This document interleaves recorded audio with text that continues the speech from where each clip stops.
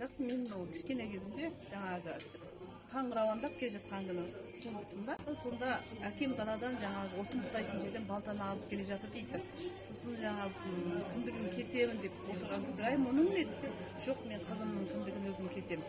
Себебі қызым кейін осы балтадай қайратты, қайсар, қажырлы және кіндігі қара жерге байланған, тамыры терең, сондай азамат болу үшін мен қызымның кіндігін балтамен кесемін деп, мен өзімнің әкем менің кіндігімді өзі кескен екен.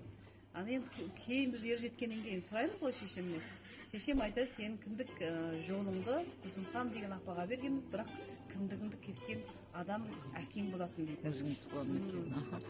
Мынау балта болса, ол қалай жаңғырыққа салмайтын шығар, былай кәдімгі ауада кесе ме? Жоқ, кәдімгі кіндікті түйеді ғой. Түйіп, сосын әдетте көбінесе